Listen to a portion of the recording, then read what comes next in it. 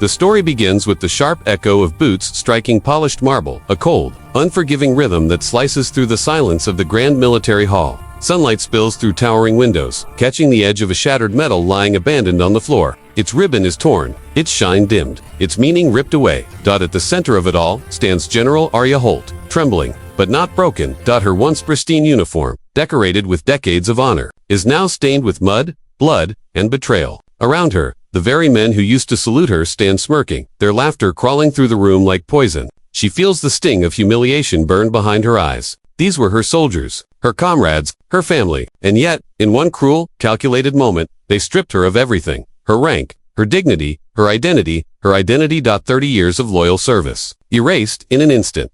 Outside, the white walls of Fort Raventon gleam beneath the blazing sun, indifferent to the ruin of the woman walking out its gates with nothing but a battered duffel bag and wounds deeper than her scars. The tribunal's final words still echo in her mind, accusing her of negligence, blaming her for the mission that cost innocent lives.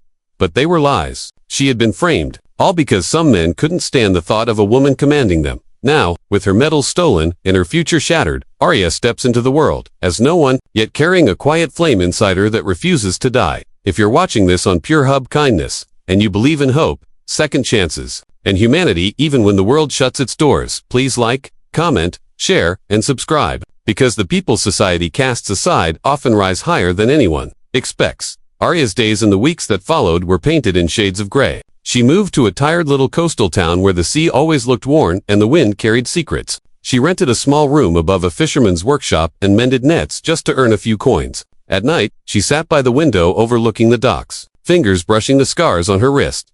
Silent reminders of a life both glorious and cruel. The only photograph she kept was of her daughter, Leah, who had run away after claiming she couldn't live in the shadow of a soul. Leah, who never answered any of Arya's letters. In the quiet of her loneliness, Arya whispered her daughter's name like a prayer. But fate wasn't finished with her yet. One fog-heavy morning, shouting erupted near the docks. A teenage boy had been cornered by a group of local men, rough, loud, and eager to blame him for something he insisted he didn't do. Arya recognized the tone instantly. A mob doesn't look for truth. A mob wants a target. Before she knew it, she was walking toward them, her voice calm but commanding.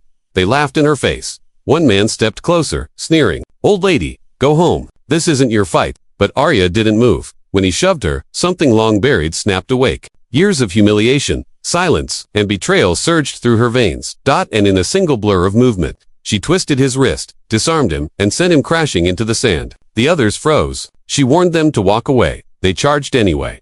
What happened next? Spread through town like wildfire. Arya Holt, one woman against 5, fought like an entire unit. Her body remembered every drill, every battle, every instinct. When it was over, the men lay groaning on the ground, defeated not by violence, but by the unshakable force of who she was.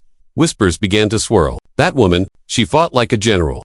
Within days, a journalist showed up, chasing the story of the mysterious fighter at the docks. And when Arya's past resurfaced, the world that had abandoned her suddenly remembered her courage. Messages poured in from old soldiers, from strangers, and finally, from Leah. 6 simple words. "Mom, I'm proud of you again." Arya read the sentence again and again, her heart trembling. It wasn't forgiveness, but it was a beginning. Then everything changed. New evidence exposed the truth.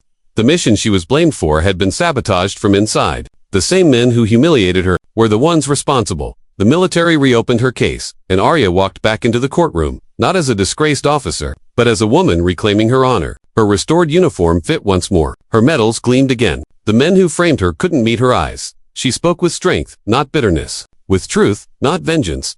And the room felt the weight of every word. Weeks later, as the sun sank over Fort Raventon, General Arya Holt stood before the troops she once led. The walls that once echoed with ridicule now roared with applause. Her voice trembled as she spoke. Honor isn't given by rank. It's proven by how we rise after we're broken. If Arya's journey touched your heart, make sure to like, share, and subscribe to Pure Hub Kindness. Stories like this deserve to reach those who need hope the most.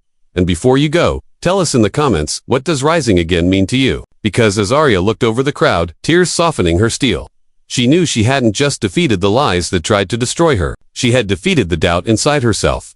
She wasn't just a general. She was living proof that dignity can rise from ashes.